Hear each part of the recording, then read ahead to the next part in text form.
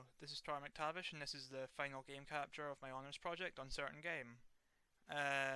It's a linear experience where players are tempted to be onboarded with information about uncertainty and cognitive bias so they can better react to uncertain scenarios in games. This is a volume slider. I've implemented voiceover. Before you is a coin. Please flip it and aim to achieve 5 heads in a row before progressing. So whenever there's a big block of text like that, well, that's not a very big block, but there's bigger text later, I've implemented voiceover to help people learn it. In my research, I found through the dual coding theory that it's easier to learn if there's audio as well as visuals. I will turn it off for the rest of the video, however. So, the point of this table is players must flip 5 heads in a row, or at least try. It will let the player flip up to 32 times. That's because there's a 1 in 32 chance of flipping 5 heads in a row. But because people don't understand probability or uncertainty intuitively, it seems like you're guaranteed. I might actually get it here. But the odds are actually much lower, so let's see. I actually have gotten it. This text box will now explain, hey, there was a 1 in 32 chance, congratulations, but it was actually very low, and you got quite lucky. This is one of the main features of the game, however. If I hadn't gotten that, that text box would appear red, and there'd be slightly different text explaining the context of them not getting it, as opposed to the congratulations and such. This also introduces a gambler's fallacy because people are, like, I flipped a lot of tails as well as heads there, I just got all the heads at once. So somebody might have expected more heads because they were getting tails here. But we'll move past it for here. This puzzle here, all these tables flip 100 coins at once, but you have to try and get 500 heads on one of them within 10 flips, but you're allowed to flip all of them as long as you only flip 10 times on one of them. So this one here, they are also all rigged in different ways, they're told from that text box. So the goal here is players have to look at the tables, figure out which is likely to turn heads, and also try and figure out which one's rigged, or maybe rigged in their favour. So because this one's leading tails favoured, I'm probably not going to use that as my temp flip, because once I have, that'll commit it and the door will open and give me a feedback. So I'll go through all of these. But I'll explain how they're all rigged. So this one's much more heads than tails, so I'd be quite likely to choose this one because it's going to turn 500 first. This one's looking pretty heads favoured as well. Oh, it's turning. Yeah, it's majorly tails favoured. So, to reveal the veil, this one is heads favoured, like, just completely. Or a little bit. This one is fair, this one is tails favoured. These two are flipped, are rigged in strange ways. So, see the correcting in the corner? That's because this table will even out. So, if there's more heads, tails becomes more favoured, and vice versa. This is an attempt to make the gambler's fallacy introduced earlier real, because that's what it would look like if gambler's fallacy was actually something that affected it. See how even these played out. But if you look at the actual fair table, you see it doesn't actually play out like that really at all. This table here is meant to give players the idea of the sunk cost fallacy, because the first 5 flips, that's a lot of heads, isn't it? But if you keep flipping, tails have caught up massively, and that's because it flipped from being head favoured to tails favoured partway through. It worked out even. This table's actually very, very tails favoured overall. And even would actually come up as a fail for the challenge. So this here explains how players were meant to use law of large numbers. See, because if you work out the 9, regardless of if it's rigged against you or whatever, you'd be able to see, oh, this isn't likely to come up heads at all. So using the law of large numbers, lots of attempts will show sort of the odds and the results. So this table here, players are prompted to flip the coin, and then they have to guess whether it was heads or tails. But they can't see the coin, they can't see the result. But this guy can, because he's tall, and they'll give you a hint. So he's saying it's tails, say I don't trust him. I press Q to flip, guess heads, that was wrong. Guess again, heads, trust him this time, it was right. So from that experience, my guess, first one was probably about 50-50, because I didn't know what his deal was. But now I'm seeing, oh, he's actually just telling the truth every time. I'll just listen to him all the time.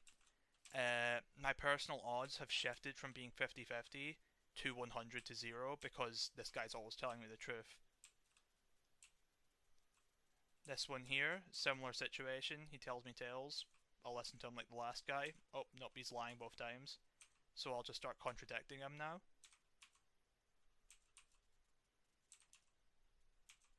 Oh, I'm inputting these wrong. But yes, overall, like if you contradict him, you're right, because he's always telling a lie.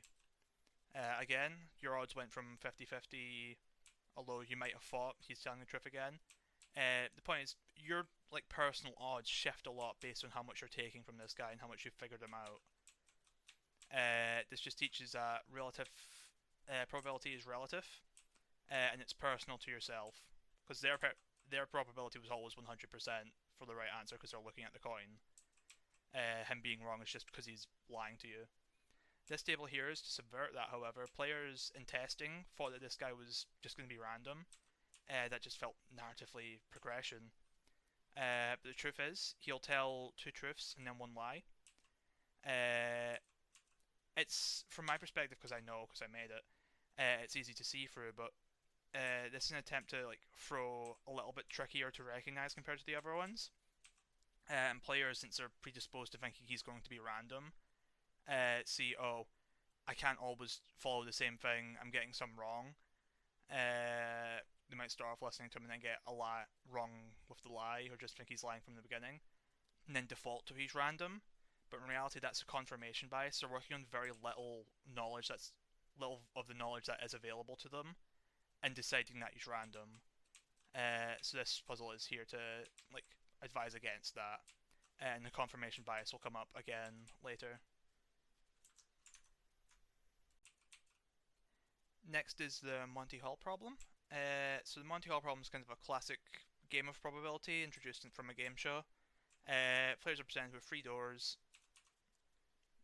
Instead, one of them has the prize they need. And the first guess is always 1 in 3 chance. So I guessed 2 there, but door number 1 opens, and it's wrong. Players are then offered, hey, do you want to guess 2 or 3? You're allowed to swap your answer. Something that doesn't click with players is that the odds of opening the right door is always higher if you choose 3. It didn't happen that time because there is always a 1 in 3 chance of your initial guess still being right, but the odds of swapping actually goes up to 2 in 3.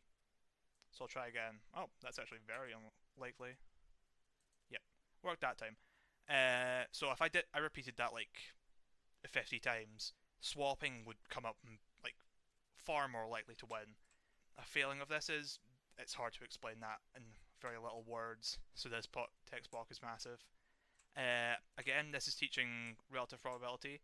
The reason swapping's more likely is because an empty door will always open, and since that door, the other door that remains closed, wasn't chosen, it's probably the right answer. Just a little repeating of the relative uncertainty. It's a harder concept, and also I had the Monty Hall planned out. Now we're entering the second big scenario. The first one was about onboarding the knowledge. This one's more about testing players on it. So they're put in this scenario, they're trapped in this cell. They can talk to this guard here. It says, hey, you owe us money. You were betting on our tables in our casino. But hey, I'll let you free if you can figure out the odds of the table you were betting on. And now you're on the casino grounds. Now here, you can check these guys are working. They've got a step here, and now you're actually in the same position as those guys were during the guessing the coin puzzle. So this UI comes up, and your job here is to get these people to guess wrong. So you can look at the result, they can't see it. You can see that it's tails, and you can see how certain they are of whether or not you're telling the truth, and whether or not they can trust your answers or not. So it's tails. The first one, they're unsure, so it's going to be 50-50. You tell them tails. They got it right. They just listened to you on a whim, 50-50.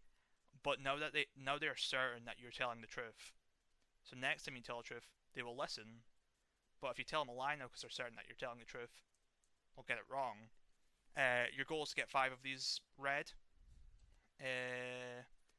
So tell a lie again, 2, but they're back to being uncertain whether or not you're telling the truth. So this is a 50-50. Let's lie again. The 50-50 came up false for them, but now they're certain that we're not telling the truth.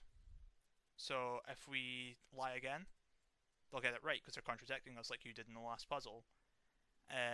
So if we just tell them the truth now, they'll get it wrong though, because they think you're telling lies. I've made the thing, so I'll explain this button, silence. This is just a 50-50 button. So it came up red 2 times there. Theoretically, players could just stay silent and they'd get it wrong eventually, but the odds are actually very low. This one, it cements the uncertain probability factor. It's also quite cool how it puts players in the opposite position of these NPCs from the last one. So now players can enter the break room after winning that puzzle, and they see all the guards are on their break, crowded around this one table. They can talk to this guy and say, hey, you want to get into this big storage room? I heard there's a table that somebody's looking for in here, but you gotta pay me money and it's not cheap. You don't have enough just from playing that, but you can come to this table here, and they say, hey, everybody's betting on this table, it's come up heads 23 times, which is really unlikely. So everybody here is expecting it to come up tails. And the trick here is, it comes up heads every time.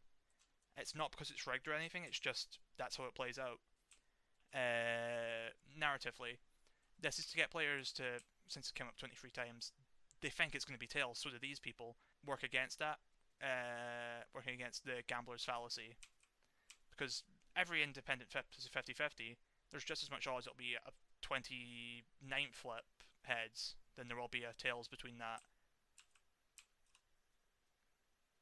So now that they've got the money from it, they can talk to this guy, buy their way in. It says table here. So the NPC in the start of the game said the table that you're looking for has a gold coin, that's it here. So players can try it, say, how is this rigged? It's looking a little more tails focused. Keep flipping. The point is you can keep flipping it until you have a good idea, a good grasp of how this table's weighed. But after a few, you come here, and he says, hey, you're back. Do you want to take a guess? I said you could. And you've got this slider to decide the exact odds. So a player in this particular amount of RNG might say, oh, that seemed tails favored. I'll guess 60-40. Nope. And you can try again. They might also think it's suspicious that everything's available, because the real answer is it's a 50-50. That one just came up sort of tails favored. The point of this puzzle is, since it keeps telling you it's rigged, he gives you this big slider. Players expect it to be rigged and don't consider it could be a 50-50, even if they actually do get very even odds in that table. So they're overcoming the confirmation bias. They're working over the very limited information of this guy who doesn't want you to get it right, that is rigged. And then we're at the end of the game here. So there's a big plaque here just kind of explaining the lessons of this puzzle in case I wasn't here to explain it to you. We don't need to see it here. And then we're back to the title screen. So that's about it. Thank you very much.